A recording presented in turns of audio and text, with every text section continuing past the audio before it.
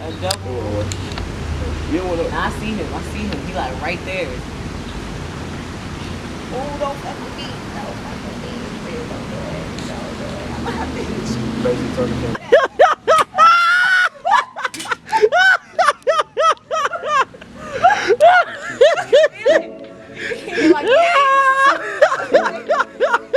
Talented Ones Media, hashtag TO Media, hashtag TO Radio, hashtag too many hashtags to keep hashtagging it out. And we're back, man. Jay Shepard, y'all already know what's going on. Y'all know the vibes. We are here in good old Los Angeles, California. Yes, I said TO has invaded LA. You know what I'm saying? This is our last day out here, sadly. We're about to go back to the H, but we have to leave out with a bang. And what other way to leave out was to talk to a true creator, true artistry, musicmentation, a word I created. I don't know if it's ever been invented, but we just gonna say it works. It works, right? It's catchy. I'm making it on a t-shirt. You know what I'm saying? But not even just to put it in a box of just music, you know what I'm saying? We talking about, we had a conversation off air. There's true artists of all type, acting, from singing, making music, producing, overall badass out here.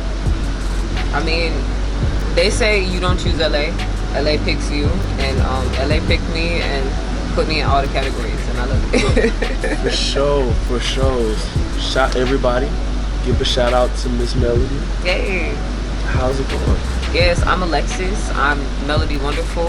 I'm from Georgia, and I do all things. I love LA. I've been here for 5 years.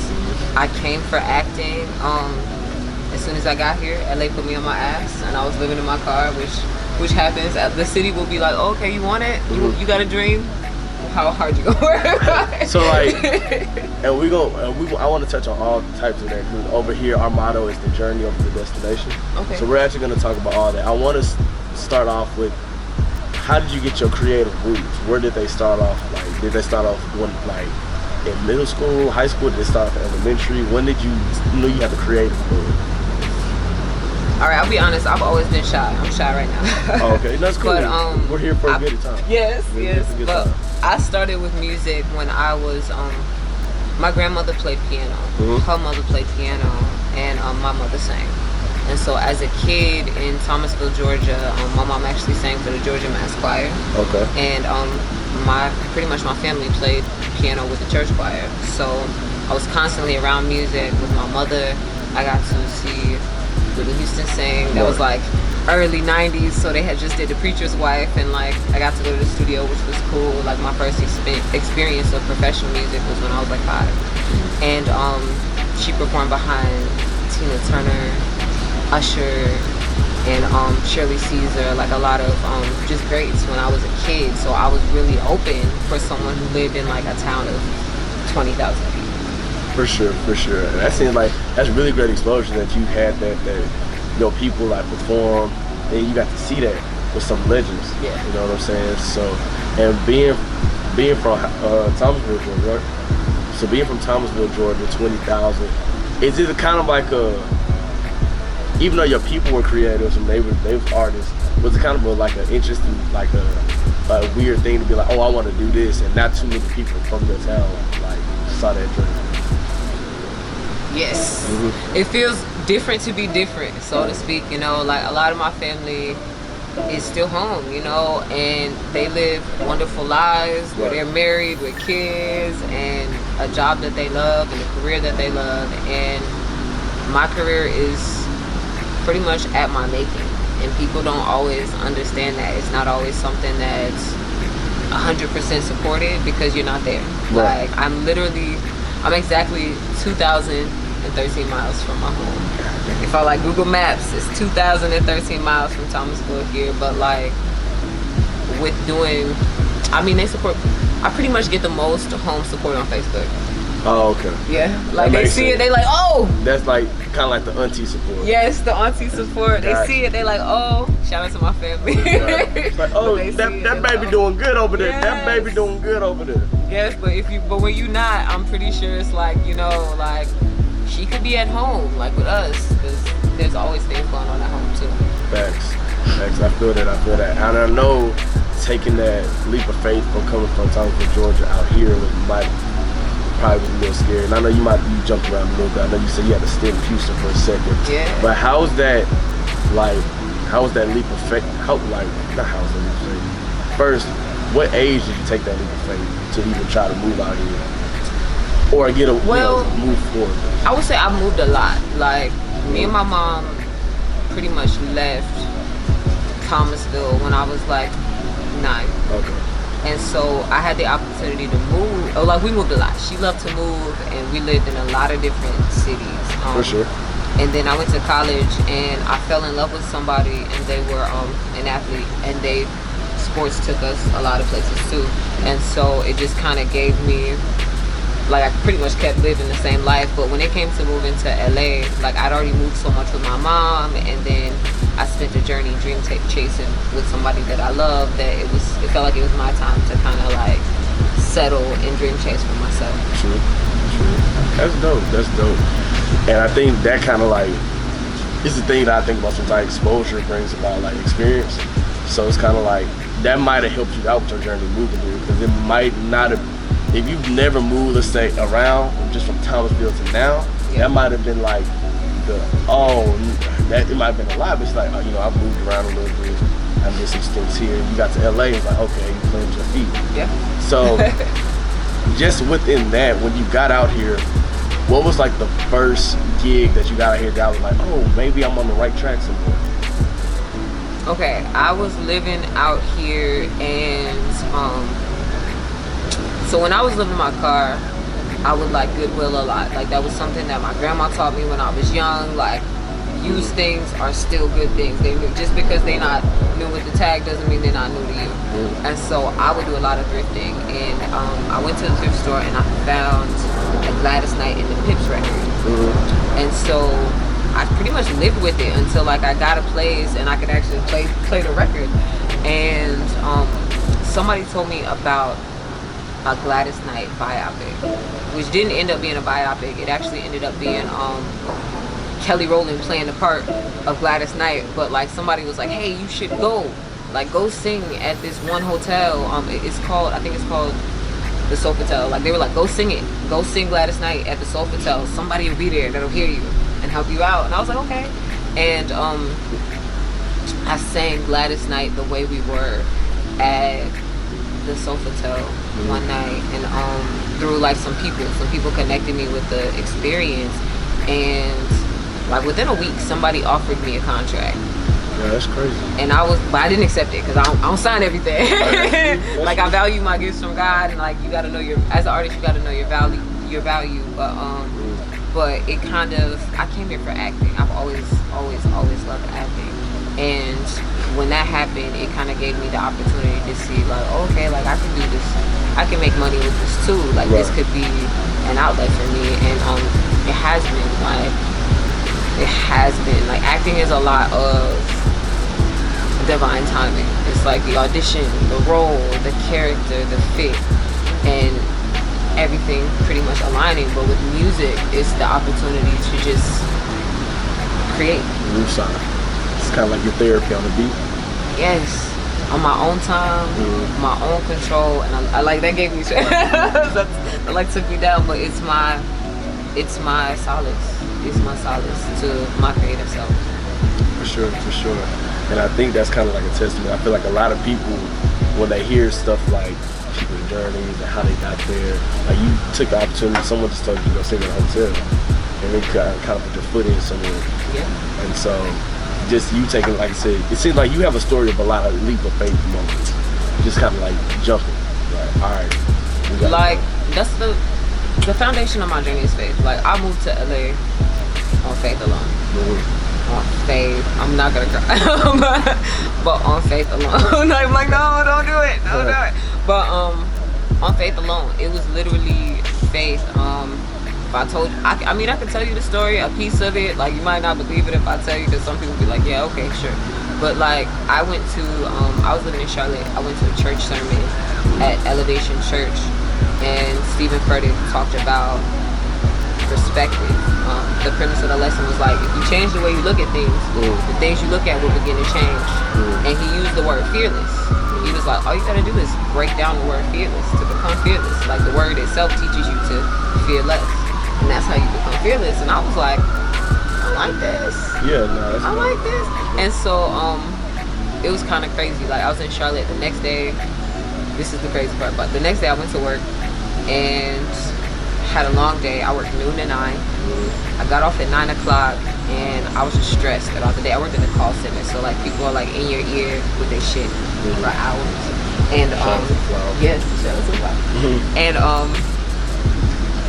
at the end of the day, I went to the gym. Like the workspace had a gym in it, and I went to the gym, and I found a bracelet on the floor, like, and the bracelet said "Fearless," and it changed my whole perspective on life. Yeah. Like I was somewhere I didn't want to be doing something. I was somewhere that I didn't want to be doing something I didn't want to do, and like I went to church, and like within 24 hours, I feel like God tested my faith, and I had a choice to like take that or leave it. But that's been my foundation, like this faith. That's a great foundation. I think on the show, and I'm gonna have to ask this question right now because it's the perfect segue to it. So everybody I talked to on the show, we did about 90 some plus interviews, and so like everyone I asked on the show, this show is premised on which one do you prefer, your journey or your destination. And so I gotta ask you that question because you've been talking about it indirectly, so I just need your mindset on it. Do people give you different answers? Yeah, no, when I say it's literally never been, it's not the same answer, and my brother behind the camera can attest for this. It's really has never been a consistent same answer. Some people say the journey, some people say the destination. Everybody literally has a different reason for why, when, and why, how, and they move. And I love it because that's one of the questions where it's solely you. You don't need to be based off anybody else. See why I asked like what else you, but what else you say? But I guess at this point probably the destination, because don't get me wrong, the journey has been hard. Right. The journey has been tough. The journey has been a test of faith, a test of resilience. I've lost people. I've gained a lot of perspective. I've gained a lot of knowledge, but like the journey has not been a journey that I would particularly wish upon anybody, you know. Like I've learned a lot, and I've had a lot of bad days with the good, but like right now I'm like, what a finish line at? What a trophy? For sure. The destination, I'm like, I'm on the way. Like I got my blinders on. I see the vision. For sure. And I love how this goes for the conversation. It just kind of flows. We talked the other day when I met you actually. You know, my brother, whose cousin, you know, one of your partners, we was over there listening to his tape. Yeah, Jordan Davis. Yeah, shout out to Jordan. You know what I'm saying? His music's fire. Y'all make sure you go tap into Jordan's music. He's amazing. Make sure to tap into Melody's music too. But we're gonna get to her tags at the end. But I asked the question, you know, and we were just kind of sitting around chilling. Might have been a little deep at the time, but kind of like, what is the end goal look like? You know, that's messed up. Because he should have answered it. Because I never answered it. You did it. I mean, the real end goal. Come on, we here. Save the world. Help Black people understand their power and their position in America. Self-love, self-acceptance, self-growth. I feel like Black people are divided by their color, and I feel like I had somebody, I was in a bad breakup, and it kind of like made me question my beauty as a woman based on the color of my skin, and it became a part of my mission. And so like in the overall mission, just people are the mission, helping people understand that it's okay to love yourself no matter what even your parents might think. Like in reality, like it's okay to love yourself, but also my mission is big, the whole mission. People, the homeless, because I've been homeless, so I see the full end of the spectrum, understanding that those people are people as well. And just because somebody drunk don't mean that they haven't had life situations to put that bottle in their hand. True. Don't mean that we should judge them. Right. But pretty much the people. I feel like the end goal is the people. But if God want to put me in a mansion, With a Porsche while I enjoy that. I'm not gonna be mad about it. But I love how like the answer was in the monetary value. You know what I'm saying? I know some people be like, I want the chains, I want the lifestyle, I want to be in the mix. And although we do, I want to be there. You know what I'm saying? I mean, I feel like, do we have to say that? Because I mean, I feel like that comes with it, right? Depending on who you talk to. You know what I'm saying? Some people think that like, it's like, okay, when you, because sometimes I feel like it's a lot of people that put in a lot of work and do stuff, and they don't really get the monetary reward out of it. But you know what? It's kind of like one of the things that we feel like we live in a capitalist society. I hate to kind of get outside. We live in this capitalist society that makes people think like you're not satisfied until that dollar is there. But you really, the reward I feel like should be what you're doing. You know what I'm saying? I'm doing this because I love it. Now, granted, do I want to get paid a lot for this? Yes. But at the same time, I'm also doing something I love to do. If God wants to bless me, if you're faithful out there, I'm just saying, you know, everybody not be religious, but you know, we on a God's spiritual trip right now. Yes. So like, if God's gonna bless me with a whole bunch of bread, then He's gonna do that. If He's not, it just might not meant to be. You know what I'm saying? So I got a close relationship with God too, and I'll be like, look, God, you don't have to explain this, but like, I've seen people that I love, like a few people that I love, like make enough money to like change generations of their lives, just based off of faith and dream work. So like, I just feel like if my purpose is true, and I keep working towards my purpose, the bread's gonna come. And it better look, God. No, and it's coming, yo. It's on the way. It's for sure coming. I speak that into you. Look, I appreciate it. You too. Peace and blessings. Peace and blessings. Peace and blessings. Look, came out here, got a mantra. But now to switch topics, kind of switch up. We're gonna get on a little lighter turn. Biggest, being an actress, being on a whole bunch of sets, being accredited for a whole bunch of things. Biggest fangirl moment that you had with the actor you was working with, actor or actress? Probably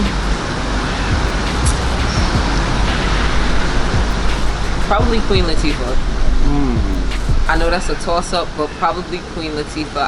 I was working in Atlanta, and I was doing that's kind of actually where I started my acting journey, was doing background work in Atlanta. And people are like, you want to audition? Like, you should go to LA.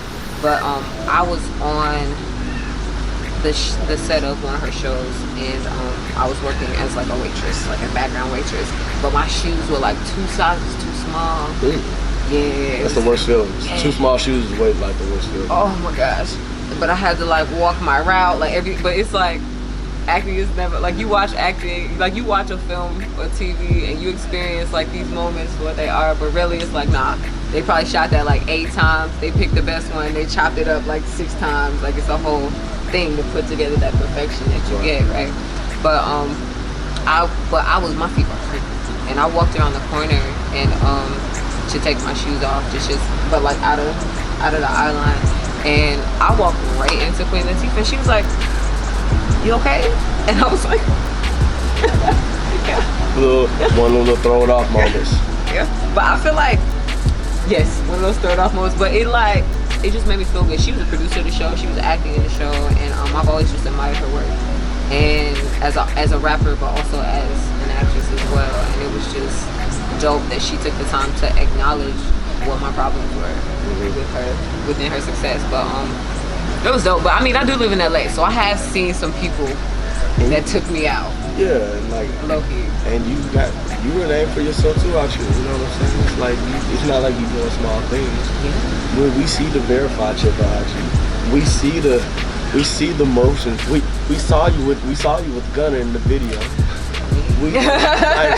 We saw you out here. You just name dropped Queen Latifah, like, oh, you know, that's my beginning work. Easy bread. You know what I'm saying? But I mean, I will say, living in LA, one thing I did learn is Beyonce looks as perfect in person as she does, as you would perceive her to be. That's funny because we from Houston, so like that's like maybe not more now, but like definitely early, like we saw her. Yeah. Like she would be out. out and about. Don't do that now. he not. She was out getting some food. What's up? Yeah, like she was out. I mean, the one time the Beyonce experience I had was like we was at the Breakfast Club. It was like her mom, Solange. Yes, I forgot about the Breakfast Club. Huh? You ain't seen B yet? You ain't here. I've seen a house. Soon, one day. Look, I have chills. Look, it's gonna happen. It's coming. It's coming. It's gonna blow you away. It always This does. turned into an indirect beehive meeting. Squad. But yeah, nah. So like, you're definitely doing some dope things. Where I tapped in, mention of it, and obviously doing my little research back on the music that you got going on. I know you got a couple new singles that are out right now. I know that you're writing some stuff. I know what you're writing. I know you're a creator, so we're gonna keep that in the tub. But for the people out there, like, what can we expect from this Melody Wonderful, like, the rest of this year and so on and so forth? What do we have going? Music and visuals. Music and visuals. Like, I don't have any visuals out. And so, like, I've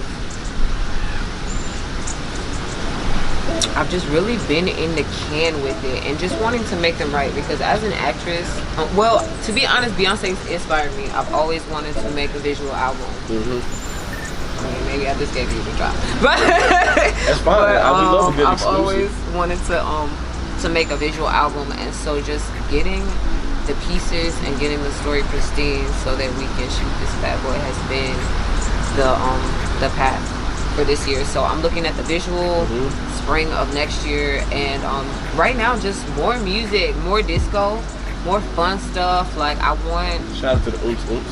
yes, I'm 4 on the floor, you know, Michael Jackson, Rock With You, like the whole, like, yeah, a lot of 4 on the floor, and just things that make you feel good. Like, you should always feel good about yourself when you listen to Melody Wonderful. Like, when you hear my music, like, I always tell people, like, when people are like, oh, your name is Melody Wonderful or Alexis Wonderful, I go by Alexis Wonderful too. They're like, oh, I love that, that's wonderful. And I'm like, the truth is, you're wonderful. Like, I just made you say it. And I try to remind people that all the time. So just more wonderful music that feels good and makes you want to feel yourself. For sure. And look, you already heard her, you know what I'm saying? Let the people know where they can find you on the social medias. Yes, so on Instagram, I'm Melody Wonderful. On YouTube, Melody Wonderful. SoundCloud, Spotify, the whole world, Melody Wonderful. But you can call me Alexis because I love my name too. Y'all already know how these plugs go for me. Y'all need to follow me on my personals, like King_J Shep on IG and Twitter. I do follow back. I really do, because we're trying to run up these numbers. And now I need y'all to go ahead and tap into our business accounts. We need that @_talentedones_ on IG and that @talentedones_ones on Twitter. We need all that. We need all that chicken. We need all that followers. All that. We need all that, because we got so much content. Well, we in LA, bro. We got so much fire content right now. We've been really moving right here in 2021. And so we just about to do what we got to do.